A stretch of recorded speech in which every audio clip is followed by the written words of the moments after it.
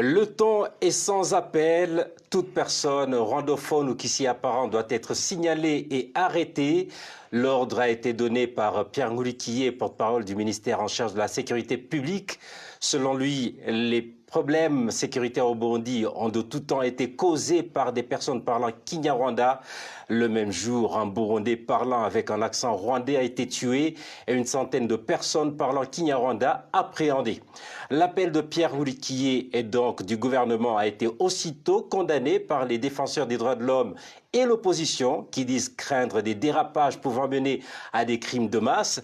Le porte-parole du ministère de la Sécurité aurait-il parlé sans prendre la mesure des possibles conséquences de ses propos?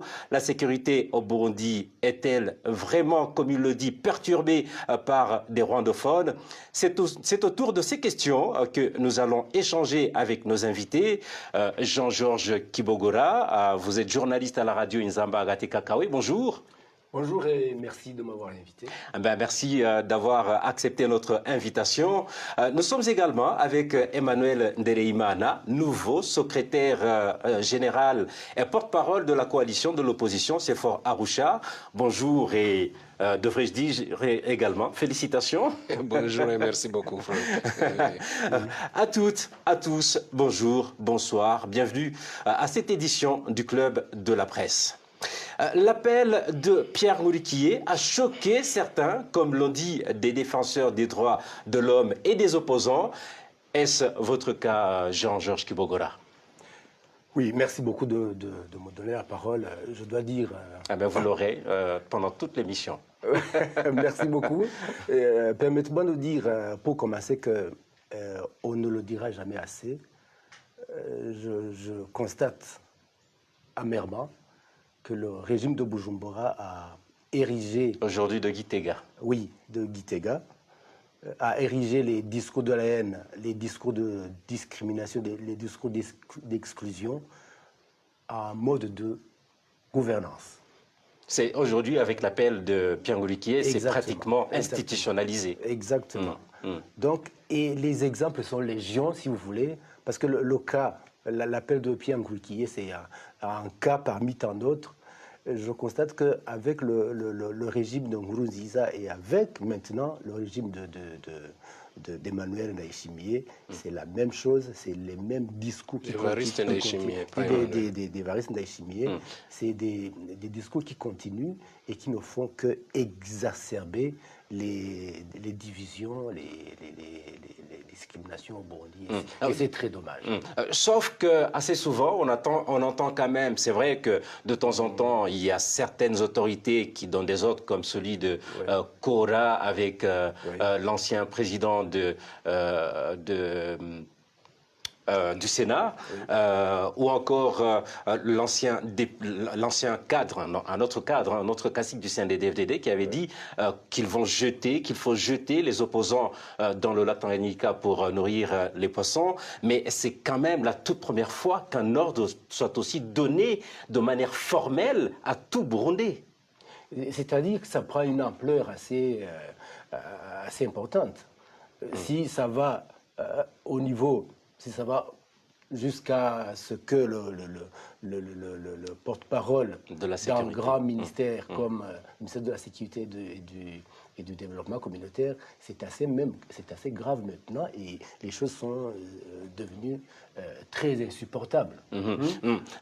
Dans un pays où il y a des citoyens burundais parlant pratiquement Kinyarwanda, comme la plupart des gens de la province Kirundo, par exemple, est-il facile de définir qui est rwandophone en partant juste de cet accent, Emmanuel Ndereimana? C'est vraiment d'abord dommage de constater, nous l'avons toujours pressenti, nous l'avons toujours dit, que le pouvoir de Bujumbura a un projet un peu caché pour de diviser pour régner. Ils ont essayé d'inculquer parmi les cœurs des Burundais les histoires des ethnies, mais là, ils ont échoué lamentablement. Ils ont trouvé que le peuple est uni. Cette histoire des ethnies ou tout ça n'a plus de place. En tout cas, à plus de 80%, ça n'a plus de place. Alors, comme c'est un projet toujours de diviser pour régner, ils trouvent toujours d'autres moyens. Et maintenant, là, alors, ils viennent de frapper fort. Ça vient du ministère de l'Intérieur. Le ministère de l'Intérieur qui ordonne au peuple de chasser tout le monde qui parle la langue rwandaise. Il y a même parmi eux-mêmes les autorités qui parlent cette langue-là, parce qu'ils ont vécu longtemps en exil au Rwanda. Alors, je ne sais pas s'ils sont aussi ciblés, je ne sais pas. Nous avons presque toute une province de Kirundo. En tout cas, plus de 80% des gens de Kirundo, comme ils sont frontaliers avec le Rwanda, ils parlent Kinyarwanda. Ils sont burundais. Nous avons vu des ministres burundais qui parlaient Kinyarwanda parce que ressortissants de Kirundo. Est-ce qu'ils sont aussi cibles aujourd'hui? Alors on se pose la question, pourquoi ça? C'est là où ça nous ramène à comprendre pourquoi le pouvoir s'est toujours acharné, s'est mis au four et au moulin pour que les réfugiés qui sont au Rwanda rentrent à tout prix. Alors, c'est un piège. Quand je vois que maintenant, tous ces enfants qui sont rentrés des camps de réfugiés, tous ces Burundais qui venaient de passer 5 ans dans les camps de réfugiés, qui sont rentrés, personne ne parle plus Kirundi à 100%. Ça veut dire donc ça devient un danger pour eux. Voilà. Donc ils vont constituer également des cibles pour la chasse aux rwandophones. Maintenant, alors, le pouvoir de Bujumbura vient de montrer à la face du monde ce qui est réservé à ces gens qui vont rentrer parlant Kinyarwanda. C'est officiel maintenant, pour les traquer, c'est officiel. Ce n'est plus des rumeurs. Et avant 2-3 jours, on a déjà tué quelqu'un à Kirundo parce qu'il parle Kinyarwanda. On se demande alors où ça va. Jusqu'où ça va aller. Voilà. Quand vous dites 80% de personnes que cette histoire d'ethnie touche, peut-être affecte moins de 4%, disons, ce qui reste, c'est 20%. Oui. 20%, d'où est-ce que vous tirez 80% et d'où est-ce que vous tirez 20%? 80%, je vais dire, tous ces paysans qui restent vivre à Kirundo, qui n'ont rien à faire à Bujumbura ou dans d'autres provinces, c'est 80%. Alors, d'autres ressortissants sont éparpillés dans d'autres provinces pour des raisons de service. Vous comprenez? 80 au village, 20 éparpillés dans d'autres provinces. Et quand vous parlez sur le plan ethnique en disant que ces discours maintenant ne sont écoutés que par 20% de la population, pourquoi 20%? Pourquoi 80% ne serait plus... Les 20% sont les qui? C'est d'abord l'équipe gouvernementale, entre guillemets, pas tous bien sûr, et ceux qui sont dans ce projet, parce que c'est un projet du CNDD-FDD, vous comprenez? Et puis, ils ont éduqué des Imbonerakure, on les a enseignés de traquer et tuer. Ils ont appris ça dans une grande école de tuerie à Kiribaondes, avec comme professeur des Interahamwe, vous comprenez? Ils ont appris à tuer. Maintenant alors, ils sont rentrés avec métier de tuer dans l'air. Et donc ce sont eux les 20% dont vous parlez. Voilà, et quand vous prenez de rwandophones, de personnes pour qui l'appel constituerait un danger, est-ce que pour les FDLR qui sont dits être complices sur le terrain au Burundi, ne seraient pas également en danger, étant donné qu'ils sont rwandophones aussi? Non. Ils sont du camp des méchants. Ils les aident à traquer. Et ils sont suffisamment identifiés pour ils viennent de vivre avec plus de 5-6 ans. Vous comprenez? Je pense que la mesure est très grande que les gens ne peuvent le penser. Je pense que la mesure va concerner beaucoup de gens qui ne le pensent. Elle va même concerner même les gens qui ont pris la mesure.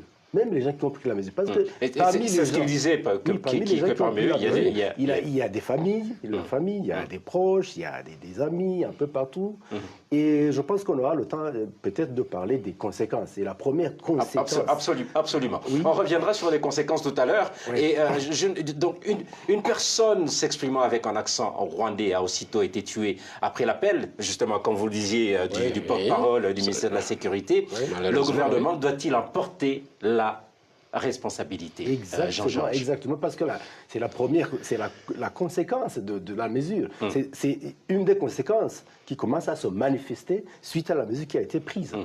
Alors maintenant, les gens qui se trouvent sur le terrain, sur le sol burundais, les gens qui ont un accent rwandais, les rwandophones, toutes les personnes rwandophones, maintenant, ils sont en danger. Ils sont en danger parce que la mesure les concerne. Maintenant, ils sont en train de je ne sais pas, de chercher les voies et moyens pour quitter le... Et c'est aussi ça, c'est aussi la conséquence. Les gens, ils vont fuir. Ils vont fuir parce qu'ils se voient en danger de mort. Bien sûr, aussitôt rentrés, aussitôt ils vont fuir. Voilà. Comment expliquer, Emmanuel, un tel appel? Comment peut-on l'expliquer? Pourquoi cet appel? C'est un truc que Nil et la communauté nationale, la communauté internationale, maintenant ils vont se focaliser sur ça. Ils sont des stratèges. Nous avons toute une série de problèmes au Burundi. Alors, pour orienter les gens à autre chose et les faire oublier les vrais problèmes qui étaient là, ils orientent les gens dans autre chose. Comme là, ils viennent de créer quoi, il faut traquer les rwandophones, les gens qui parlent la langue rwandaise, il faut les traquer.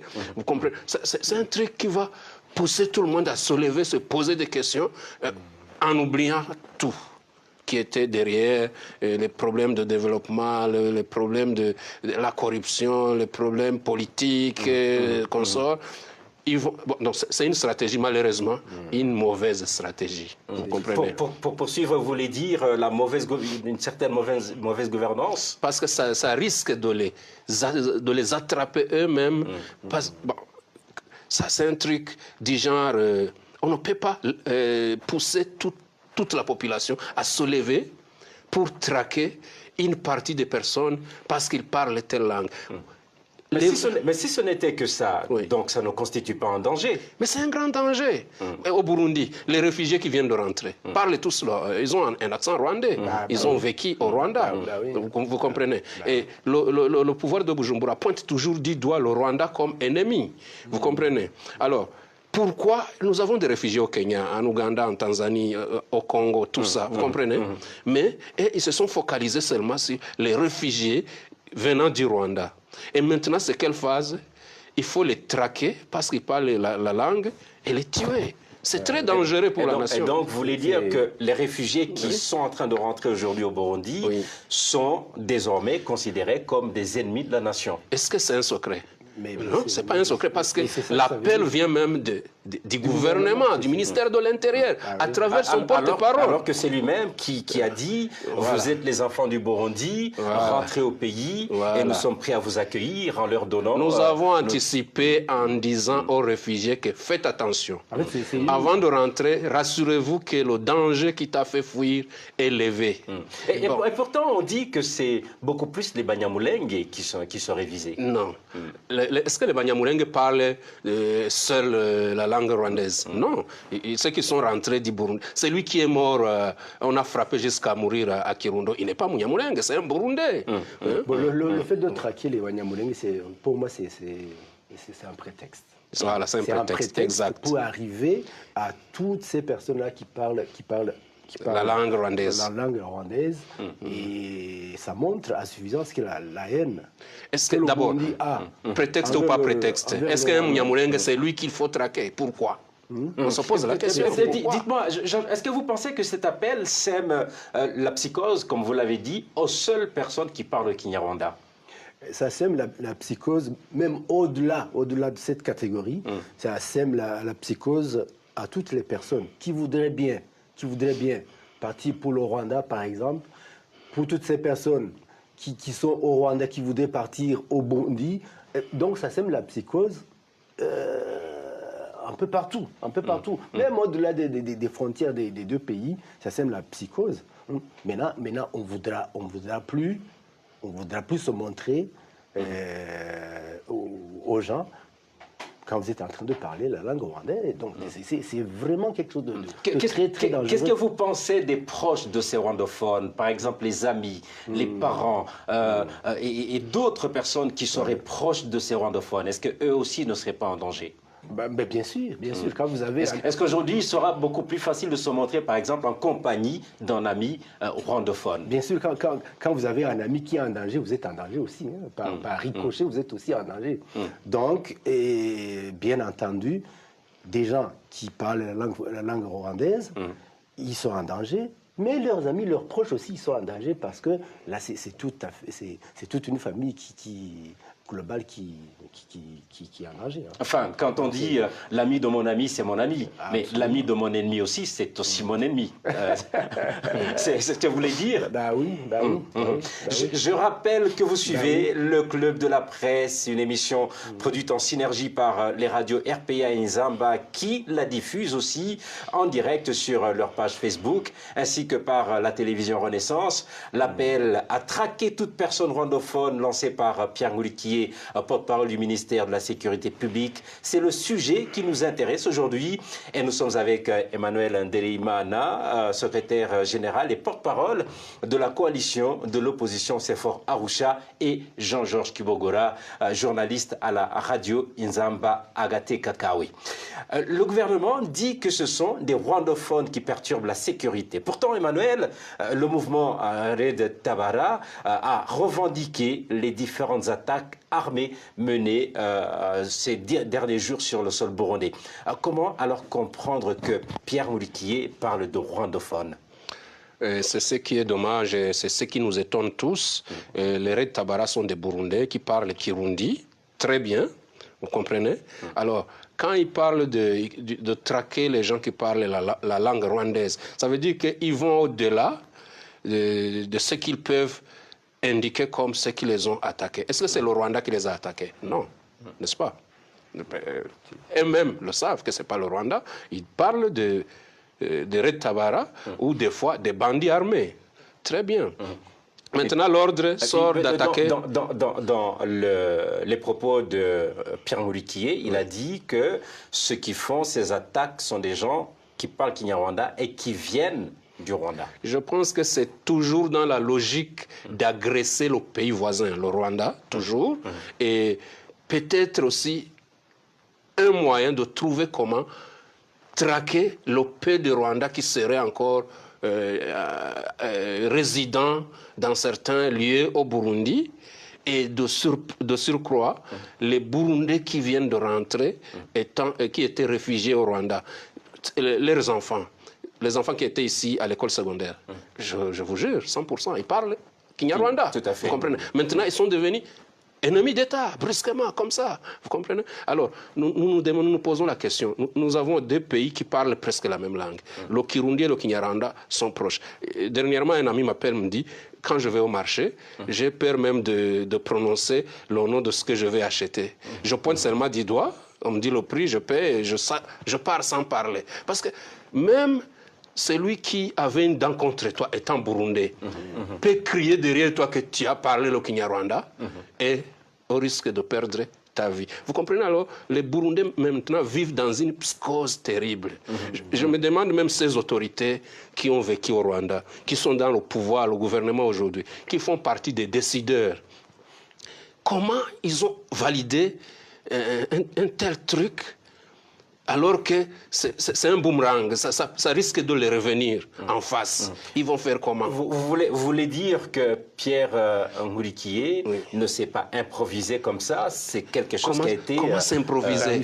Comment s'improviser? C'est un porte-parole d'un grand ministère regroupant presque 3 ministères. Vous comprenez? Pas presque. 3 ministères. Pas département. Et il l'annonce sur la radio-télévision nationale. Il est le porte-parole. C'est une décision d'État qui va nous prouver le contraire. Personne. Alors, donc, il faut que tous les Burundais se lèvent. Si c'était possible, le problème est qu'au Burundi, le pouvoir est au bout du canon. Tu vas te lever pour manifester contre cette mesure.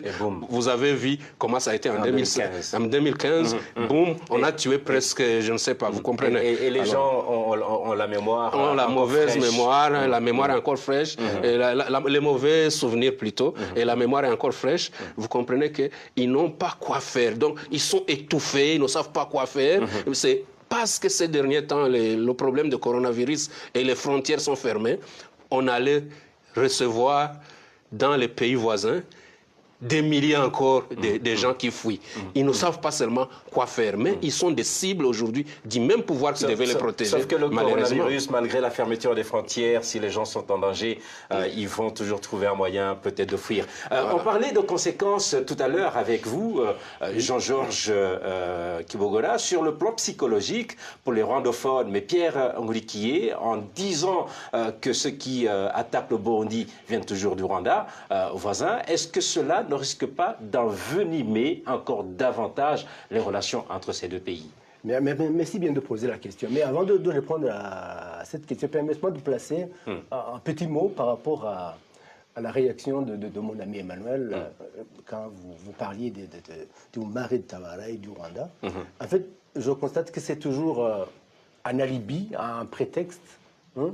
Sinon accuser le Rwanda voisin, je n'en vois pas une raison quelconque, parce que le Marais de Tabara est connu, est identifié. Il a revendiqué les attaques. Il a même revendiqué les attaques. Alors, je ne vois pas comment on accuserait le Rwanda alors qu'il y a un mouvement qui a revendiqué les attaques, etc. etc. Maintenant, donc pour vous, c'est trop facile. C'est trop facile de le dire, parce que c'est toujours la haine viscérale que le Burundi a envers le Rwanda.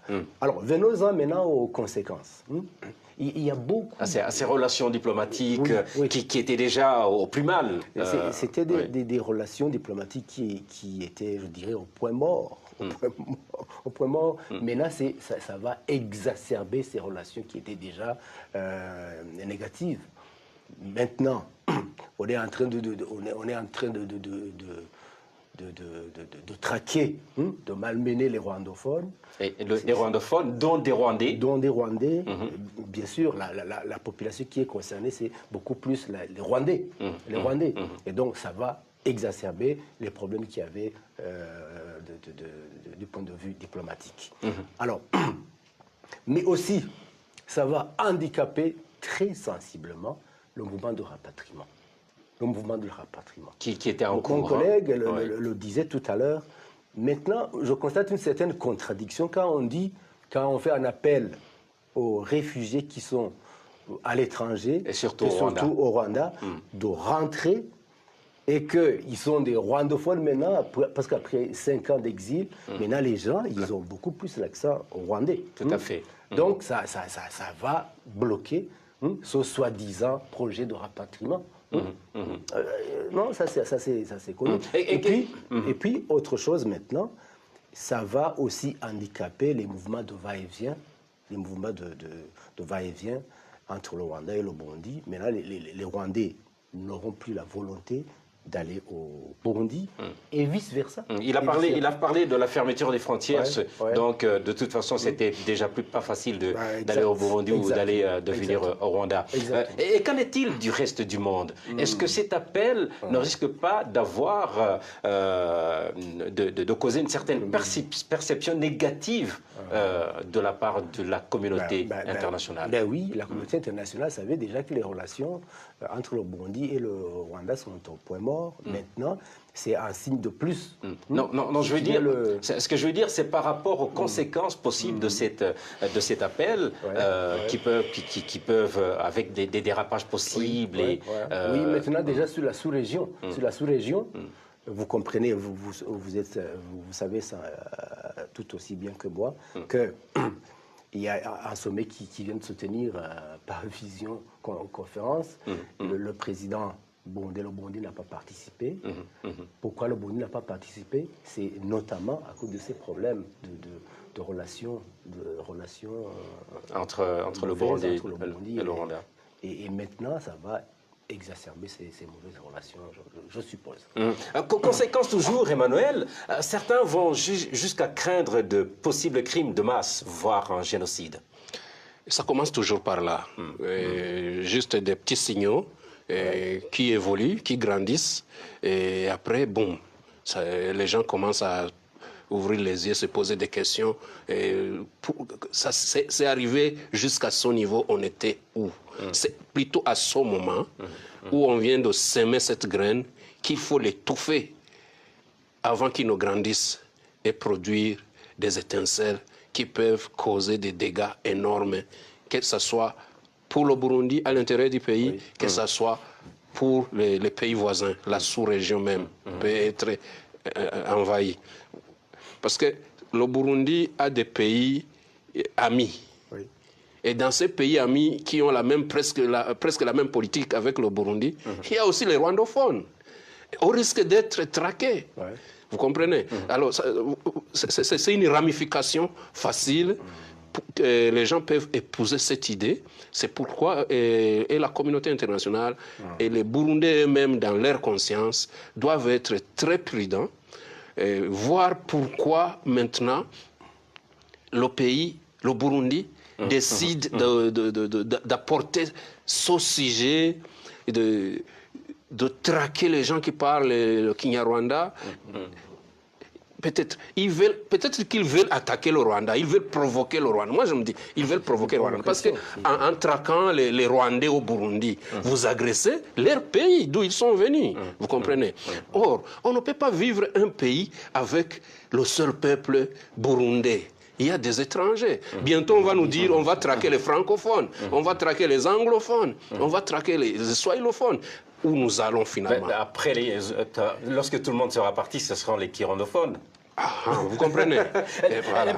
Emmanuel, quand vous parlez de cette manière, déjà depuis quelques mois, on a vu, disons pas éclore, mais un discours assez soutenu de séparatistes à caractère génocidaire.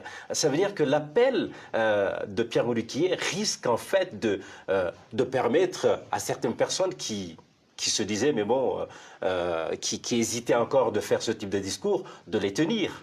Mais bien sûr. Aujourd'hui, les prisons, que ce soit à Gitega et d'autres prisons à travers le Burundi, c'est plein de ces gens, soi-disant, rwandophones, qui ont été arrêtés à gauche à droite. On ne sait pas si ils sont encore en bon état de torture et tout et tout. On a signalé un cas de mort à Kirundo. On ne sait pas encore, on est en train de demander à gauche à droite comment ça se passe. Au risque de tomber dans un gouffre sans nom. Vous comprenez? Donc la sous-région maintenant est en danger. Ce n'est pas seulement le Burundi. Parce que les rwandophones qui sont... Parce que moi, quand je regarde, le projet vient d'où? J'ai entendu la même appel du côté du Congo à Uvira.